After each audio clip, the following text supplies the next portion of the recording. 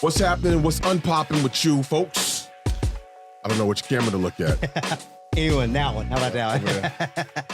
Hey, welcome to Unpopular Opinions Show, actually, Unpoppin' Show, home of unpopular opinions. I'm T Storm, joined by, as always, DJ Mike Swift. What's up, bro? What's happening, bro? What's happening, everybody? As everybody can see from what you're seeing, right? We are, for the second time, physically in the same space. Same space. We spent the evening toasting the birth of hip hop music on commercial radio in Atlanta, right? With our Radio 1 crew, the whole Hot 97.5 crew from back in the day. Mm-hmm. Big shouts to everybody, man. Just, yeah. You know, I was talking to one cat and I was saying that there are no hard luck stories in the building. Yeah. Like nobody was like, oh, I'm down on my luck. You know, it's like I'm a program director of 8 stations. Yes. I'm GM of a group of stations in, you know, Georgia, Macon and other stuff. So yeah, everybody's doing big things, man. It was really exciting. It was really cool to see everyone. Big shout out to Coria, who put it all together. We have dubbed her the class president. She keeps everybody, keeps in touch with everyone and has been able to bring us all in, most of us at least. Yeah, look, I'm real lazy about checking the Facebook group, so if you hadn't said nothing, I wouldn't have known. Yeah. I told Postman. Shout out to Postman. Showed up. Shout out to K-Chill, LA Snow, and there was one other person. Oh my God. Oh, no. I know from Splack Pack. What's my brother? Q-Dog. Q-Dog from Splack Pack was all there. For folks in New York City that don't know what the hell I'm talking about, these are there's a whole bass scene here in Atlanta. Yeah. Me being from New York, when I came down, I learned the music, loved the music, and was able to fit right in. And actually, I still to this day, I still enjoy it. I told Q, I still play Scrub the Ground to this day. That intro, that drum break, boom, boom, boom, round and around you. That's like, it's still dope to this day. But in any case, speaking of music from back in the day, some news happened while we were out celebrating. You heard the unfortunate passing of Biz Markie. Yeah. Who had been struggling. He had been sick for some time. Yeah, and I think he was sick. He had, I want to say, diabetes or something like that. It was a commonly occurring thing, right? Yeah. So no one, because we reported on him being sick back during COVID last year, right? And no one said exactly what it was. I did a little bit of digging. And I think it was diabetes. I can't remember. But no one said it was COVID. Right. And then, while we were celebrating last night, as you said, I got the alert in on my phone and it was, Biz Markie passes at 57. I was like, wow, man, you're celebrating and then you get that. And it's hard to, continue to celebrate, continue to have a good time. Right. When one of our legends passes, Yeah. First of all, big shout to, the whole Juice crew, the whole Cold Chillin' Records, Fly Tie, DJ Mr. Steve, Big Daddy Kane, everybody, cats that I know, Fly Tie, who was the started the label Cold Chillin' that had Biz Markie and Big Daddy Kane and all these cats. My condolences to them and to the family of Biz. I had the honor of meeting him on a couple of occasions. At least twice here in Atlanta.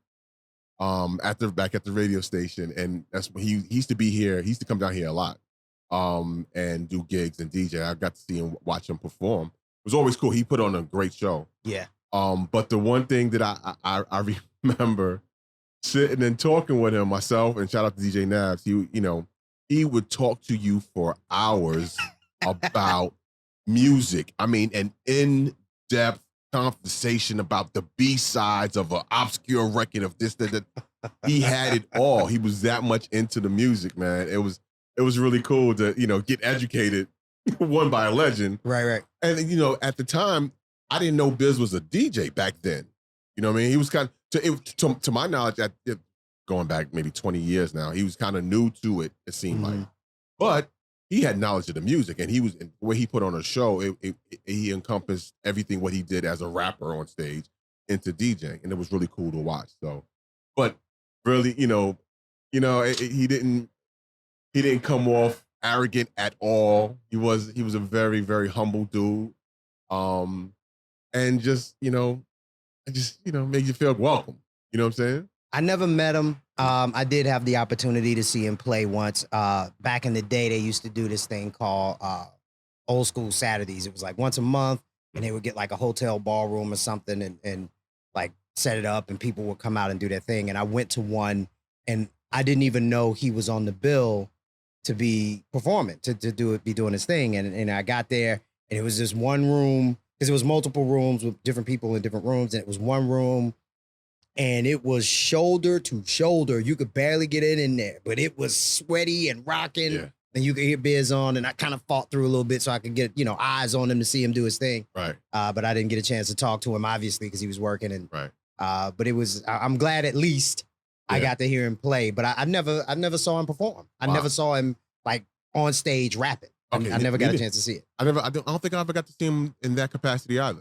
It was just as a DJ. Yeah. You know what I mean? Back when he was like, I was too young to go to the show. Right. When he was out and popping out. Yeah. I was too young to go to shows. But I remember Albee Square Mall. You know what I mean? Being from Brooklyn, Albee Square Mall was a big deal. Fulton Street, downtown Brooklyn. It is different now. It's gone. It's Albee's not even, I don't think he's called Albee anything anymore. They ripped that mall down and put up something else. But Albee Square Mall, he tells a story about the security tripping on you, if I could find it in here or not. And if I put it up, I think I'll make it a copyright infringement on it anyway. So I won't even attempt it. But big fan of Biz Markie as a rapper, big fan of Biz Markie as a DJ as well. Again, like I said, his knowledge of music was just extensive. And I'm he's a good dude. Yeah, he even down to, you remember he was doing Yo Gabba Gabba. I remember that. A kids show. That was when my son was little. And, we watched Yo Gabba Gabba from time to time, and I felt like whoever made it was on acid. It was a visual spectacle. We'll leave it at that. Yeah. But I remember one episode, and it came on, and Biz Markie was on it. I was like, yo, Biz is on Yo Gabba Gabba. Yeah, he would do like the beat of the day on there. Hold on. I got too much playing on my phone right now. The cool thing about being remote is being remote. But then also, okay, there it goes. Sorry. Biz's beat of the day. See. Hey kids, gather around for Biz's beat of the day. Okay. Let's all do it together with Biz. Okay, here's Biz's beat of the day.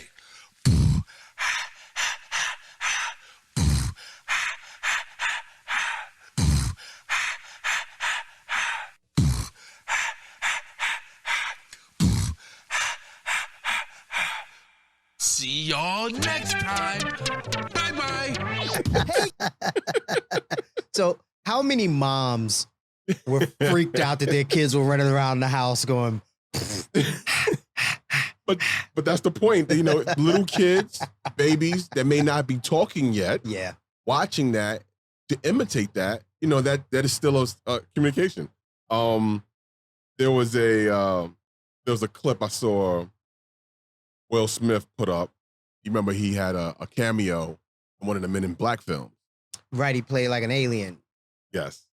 And he put that up. It was really cool to see him up there, and then it was such an homage to hip hop in itself. And this is Will Smith communicating with Biz.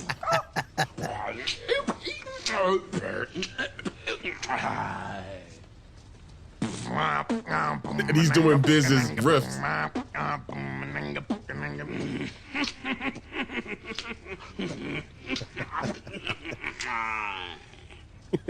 And see, what's crazy is a lot of people don't know, like, just side note, because my brain went somewhere. A lot of people who aren't really into old hip hop like Mm. that don't know that Will Smith started out working with a beatbox. Right. Ready Rock C. Ready Rocks, yes. And some of the stuff he would do, man, on records was insane. So to have that moment and Biz was at the top of the game of beatboxing back Right. then. Like everybody wanted to be like him. Him and Buffy from Fat Boys. Absolutely. Those two, they were like killing it. So for it to come full circle with Will Smith standing in front of Biz doing that in a movie. It just, for people who know Will Smith from hip hop a little bit or know he did it, it was like, oh, that's cool. Yeah. But for people really who knew it, it was like, wow, that's a moment. It was like a moment in film for hip hop. Yeah. So, in any case, we just wanted to jump on real quick, pay homage to Biz Markie and again, condolences to family and friends of Biz, folks that got the chance to work with. I never got a chance to work on him with a DJ with him or anything, but having the conversations that I had, I got to interview, I got to find it. I have an interview that I did with him in New York. He had showed up for an interview, and I think the morning show had dipped out already. So me and shout out to Jake. Well, Jake passed away, but my man Jake Ray, we affectionately called Lil Half Dead because he was always sickly. He's already passed on, but I bet y'all felt terrible about that nickname when he passed. Yeah, I mean, he was that kind of dude that he ran with the joke. He was cool with it. That brother had like double kidney transplants and all types of stuff. So he knew his time. Yeah. But all that to say, Jake and I sat and interviewed Biz Markie, and I have it on a thumb drive somewhere. I have to find it. Yeah, man. I need to find it. The last interview I got with Biz. Maybe it will have been found by the time this hits YouTube, and we'll put it in. Yeah, that sounds good. Cool. All right. Hey, man. If you haven't already, please subscribe. Follow us on all socials at Unpopin Show.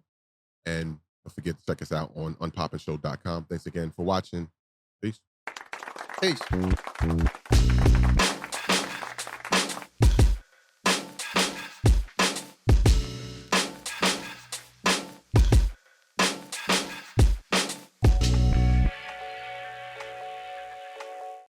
Need a daily dose of jokes?